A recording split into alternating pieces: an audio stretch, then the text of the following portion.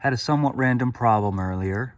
The windshield washer fluid from here would not come out of the windshield washers themselves. So what you do as a temporary fix for this is you will pull off this hose and then blow into it to get the gunk loose into the liquid. It's only a temporary fix. But if you have to wait on parts and you need the windshield washers to work, it'll work for the moment.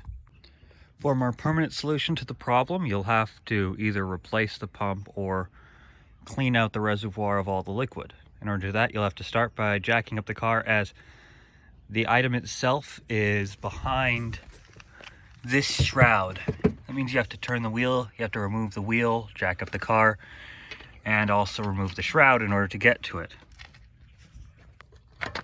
Important note on this specific Jaguar, ours, I can't speak about yours, our lug nuts are 3/4 inch. So you'll have to use a 3/4 inch deep well or lug nut remover. Remember to stick the jack and the jack stand in the right location. The jack stand on this car is very conveniently placed right here, about a foot or so from the actual tire. The jack has to be put deeper into the car on the frame. In order to take the shroud off, you'll need to remove this Torx. To remove these little plastic pins, you simply stick a screwdriver in this hole and pry. They'll come up with time, so just be patient and get them out. As a random note, this is what the part looks like when it comes out. Also, there is a tool meant for removing these that you can get, though you can just use a flathead screwdriver and it'll do the same job. Shroud looks like when it's being removed. And beyond the shroud, you see all the electronics and pieces protected by it. This is notably the part we're looking for. The shroud looks like without anything on. This right here is the area we're looking for. To start the process, loosen all the hoses. Now, in order to start this process, you have to take this bolt and this bolt off. They are probably either 10 or 20 millimeter. And you'll have to loosen all the hoses that are inlaid in these guides. Tank out.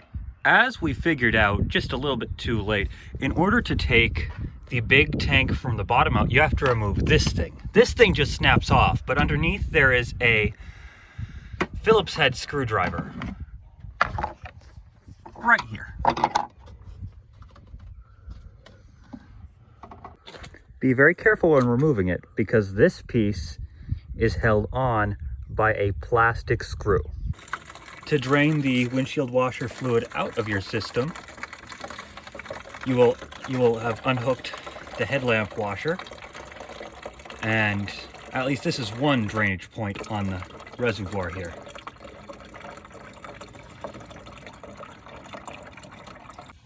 In order to remove the reservoir, you'll have to remove all the pumps, including this one and that one. Yes, there are 2 pumps for the windshield washers.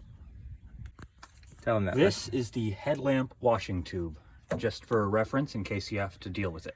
One of the problems of this car is that the windshield washer fluid can get mold in it, mold and other gunk. As you can tell, this windshield washer fluid here is filled with a whole bunch of gunk. We're just draining it so we can put new stuff in later, and because otherwise we're going to make a big mess if we don't. Whole reservoir, the reservoir as a whole, you see how that fits in to the now empty place. This is the filter for the windshield washer pump, and look at that, all of that disgusting gunk. That means we need to clean this thing out. In order to clean out the reservoir, we are going to run this chlorinated water, Clorox.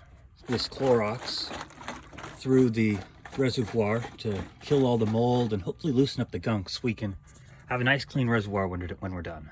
The filter goes back in there and all the pumps hook right into the guides provided on the reservoir itself. This tube then would go right here.